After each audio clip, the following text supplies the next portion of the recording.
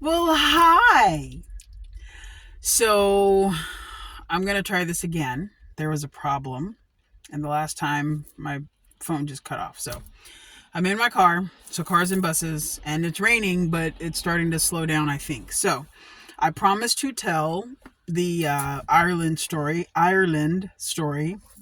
I don't know what's wrong with my throat or my mouth that I can't say Ireland. But anyway, here we go. I've never been thrown out of anywhere. This was back before I got fired. So, lived in Germany. Loved it, had fun, bounced all over the place, visited lots of places. Ireland was one. I don't know why I say it like that, but whatever. So I spent a week. I think it was a spring break. I don't think it was summer, but yeah. Rented a car, and the guy kept, you really want to rent a car? I was like, hell yeah. So the thing about the cars there is, they're backwards to what the way Americans drive. So I'm on the left, but if I were in Ireland right now in that little car, I would have been over there on the right. That's my right side. So the thing in my head though is I do this thing where it was a 5 speed, and in my head I had flipped the numbers around because my brain does that. So the gear shift I'm used to is if I'm sitting here in my American car, first gear is top left. Second gear is straight down bottom left. Third gear is slide over to the middle, top middle. Fourth gear, bottom middle.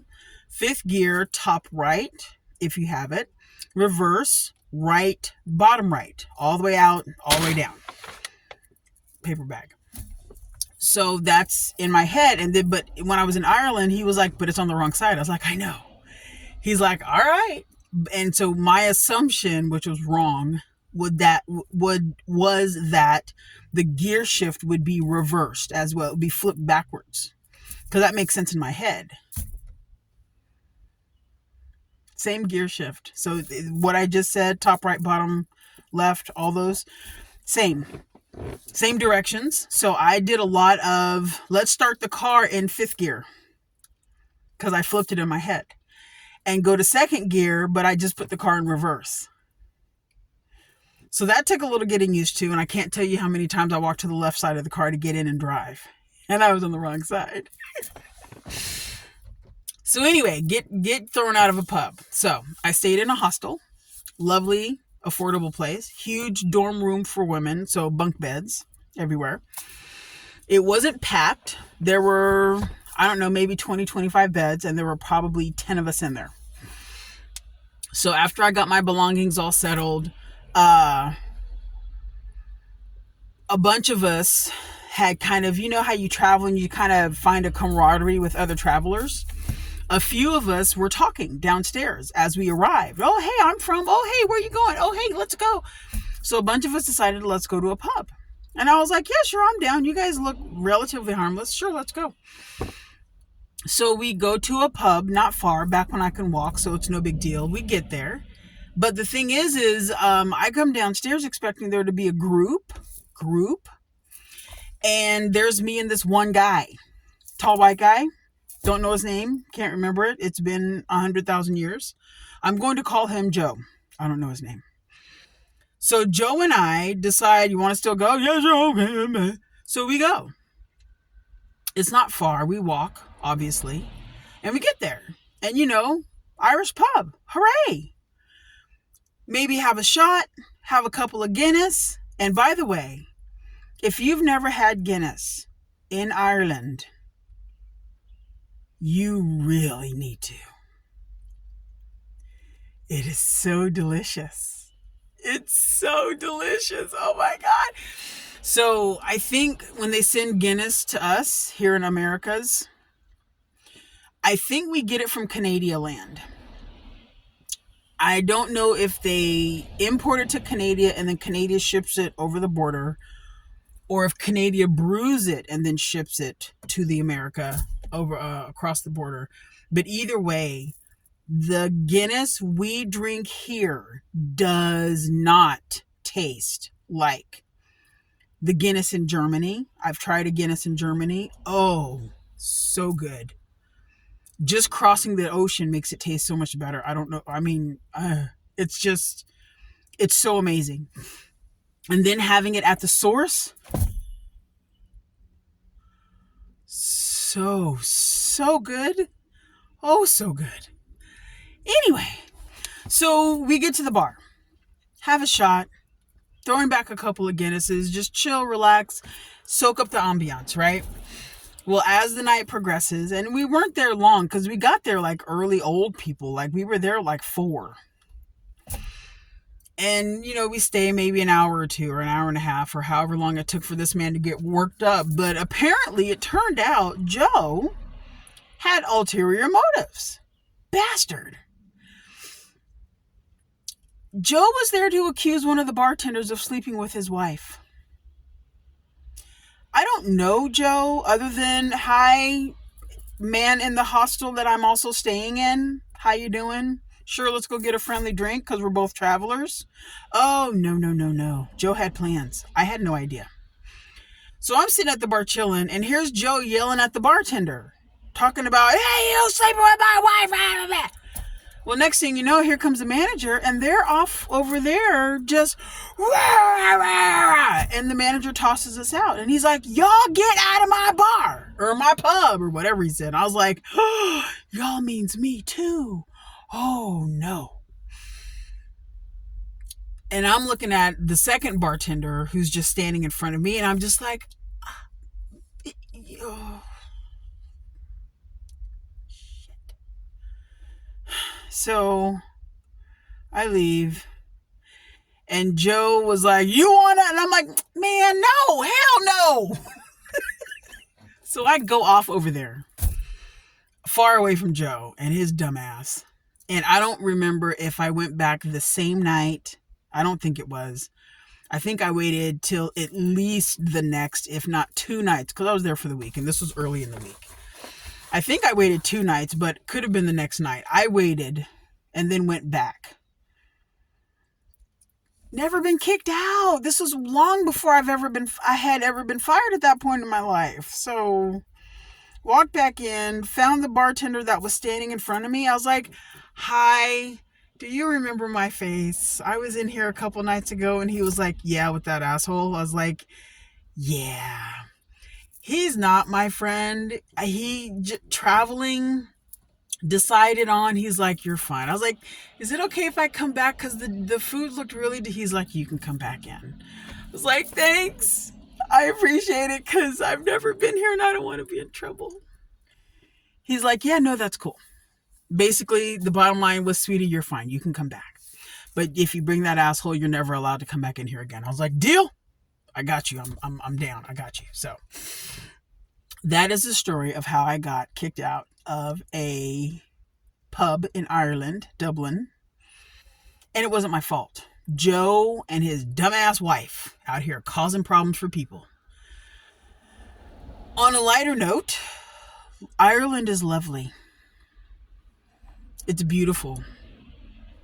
I didn't come across any jackasses. Everyone was nice to me. I'll tell you why I went. There was an old travel show. I don't know, old. Yeah, kind of old. The lady's name is Samantha Brown. And she does a travel show, So she goes to all these places and talks you through the history and blah, blah, blah, blah, blah. And so I have her show on my old school iTunes because I'm that person. And she does a Dublin episode. And so here she comes walking down a shopping district street, a pedestrian, no cars allowed at all. And she stops in front of this shop to ask this man a question. And this man happens to be a concierge at a store. I don't remember the store, but it's an older gentleman. His name is Kieran. I don't know how to spell it, but I know it starts with a C. I think it's a C-I-A-R something. If you're Irish, I butchered it. I apologize. But it's Kieran. And I know it starts with a C and there's an A. Anyway, in top hat, coat and tails. Fancy, dapper, man looked awesome. But she stops in and her whole camera crew's with her, because she's filming. And she's just like, well, hi. And she stops and asks him some questions. And he's like, oh, my darling lass. And something he calls her, and they talk a little bit, and she goes on her way. And I was like, I think I want to meet that guy. So I wrote his name down, backed it up, and tried to figure out the name of the store or the name of the street. And when I got there, guess what I did? I found him. He was still working there. I got a picture. He let me wear his hat. I'm so happy. But he was really, I was like, are you Kieran from the show? I was like, you don't know me. This is going to sound weird. But I saw you on a travel show with Samantha Brown. He's like, oh, yes, I remember the lovely American lady. I was like, yes. Excuse me. I was like, I remember her. She came by and talked to you. He was like, oh my goodness. This young lady comes walking down the street with this huge collection of people and this camera and all of this equipment. And she just stuck a mic in my face and started talking. He was just such the sweetest guy. He was so adorable. But I got to say hi. I got to tell him, thank you. And he was just like, how long have you been here? I was like, I got here yesterday. And he's like, well, I tell you what, if you need a good place to eat, come talk to me. Would you like a macaroon, dear? I was like, yes, please. He goes inside the shop, the store, and brings me back a couple of macaroons. He was so sweet. He was so sweet. So anyway, I think a couple of nights, that was literally my first night. And then a couple of nights later, I went to see him, and he told me where to go eat. And I went because, like a good girl, I follow instructions. When told where the good food is in town, come on. So anyway, that was a lot of fun. And then I got to see some abbey, gorgeous abbey, it's beautiful. And later learned that had I driven another, I think 20 minutes up the road where this abbey was, I would have landed in the filming location of the John Wayne movie, The Quiet Man. Excuse me. That is a fun, old school movie about an American boxer who comes back to his hometown in Ireland and all the shenanigans they get up to. Just on the random, God bless the Amazon delivery people, because they're out here dealing with crap. Anyway, so found out I was this close and I missed it because I didn't know it was there. Damn it, Janet. So anyway, I got to see this abbey. The abbey is beautiful. I forgot the name because that's what I do. Guinness. I had the choice between Guinness and Jameson. Beer, whiskey, stout, whiskey. I will drink beer much more often than I will drink whiskey. So went to Guinness that day that I had available for that. Blast. Oh my God, it was such a blast. And it's so delicious. And I got to learn how to pour a pint. That was fun.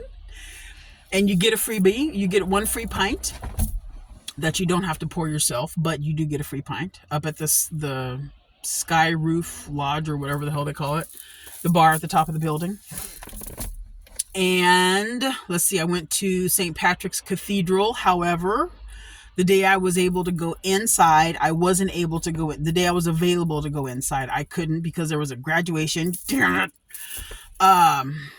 Stupid high school students. Anyway, I did get to go to the Viking Museum. That was interesting because they talk about, life as a Viking long time ago. And probably my favorite goofy picture from that is the guy sitting on their version of a toilet using grass to wipe his ass, which rhymes. It's funny. Let's see, what else did I do? I got to drive in my little backwards car. I got down to Waterford. I wanted to buy Crystal, but by the time I landed in town, it was a little late. It was like 5:30-ish, 45-ish. And everything was closing down. So I missed it. But it was a beautiful drive. and then made it to the Blarney Stone. It's gorgeous there. There was a wedding that day. Beautiful. The castle, the grounds. Oh my God. So pretty. It's just pre-COVID. Now that we're post-COVID, if you know, you know. If you know, it's just the Blarney Stone. Go to Ireland, kiss the Blarney Stone. Receive the gift of gab. The Blarney Stone, you climb to the top of the castle. My friend Tim would be proud of me for doing that. And then you weave around your way, because it's like a roller coaster at a amusement park. The line is super long, so you just wait your turn. And when it's your turn, you sit, you spin around, head goes off the side of the castle, lay on your back, grab 2 arm rails, wiggle, wiggle, wiggle, wiggle. The boys that are there, they kind of help you wiggle and push you out a little bit to the point where you're basically gonna do a backflip off the castle if they weren't holding you, and you would die. But they hold you, so hopefully no one dies. And we all we kiss the stone. Smooches. But, you know, pre-COVID, no one gave a fuck. We didn't just go kiss the Blarney Stone. But post-COVID, I haven't been. I haven't looked. I haven't checked. I hope they sanitize now. But so I did that. I'm guilty. I did it. So that was fun. Let's see, where else did I? Oh, I got to the West Coast. I didn't go to Galway. I got close, but I didn't really want to go. I didn't know about it back then. I'm a little sad, but whatever. I just wanted to drive and see the country, really. It goes so pretty. And then on my way back from the West Coast drive, I happened across a castle party. Because how often do you get to say that here in America? Never. So I was driving, you know, on the whatever, I don't know what road, but I was headed back to Dublin where my room was. Castle on my left side. And I was like, oh, well, that looks interesting. Let's go take some night pictures. And so I pull off and turn around and go into the thing and do all the things and get there. Turns out it's like a Irish version of, what's the jousting show that you have to, where your waiter and then waitresses are like peasants and wenches, and it's like the Irish version of medieval times. It's the Irish version of that, but it's more like a theater play, because it's like dinner and a show. So pulled up, and I was like, oh, well, this is really cool. What's going on? The lady's like, oh, well, there's a show. It starts in about 20 minutes. And I was like, huh, really? What's it about? And she gave me the quick story. I don't remember. I was like, oh, how much are tickets? And I literally had the exact amount. She said 29 euros, and guess how much was in my pocket? I was like, bam, bitch, let's go. So I bought the last ticket. There was a piper outside, out front. I have a video somewhere in my interweb things. There's a video of a piper out in Ireland piping his little heart out. Just for the record, if you've never heard a piper in person, that shit is loud. Piercingly loud. It's painfully loud. It's beautiful and gorgeous and wonderful and loud. It is so, it hurts, but it's so good. So enjoyed that. And then sadly got into the show, and I got the last seat at this one table, and they were really nice. They were really, hey, I was like, hi, they just let me come in. They're like, welcome, we're all here on a business trip. So these business people, just a whole big old table of them, and I'm just right there on the end. They're just like, yay, welcome. I was like, well, thank you.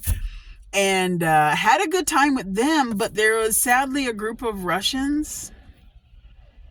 It was a huge travel group of 20 Russians sitting at the table really close to the stage.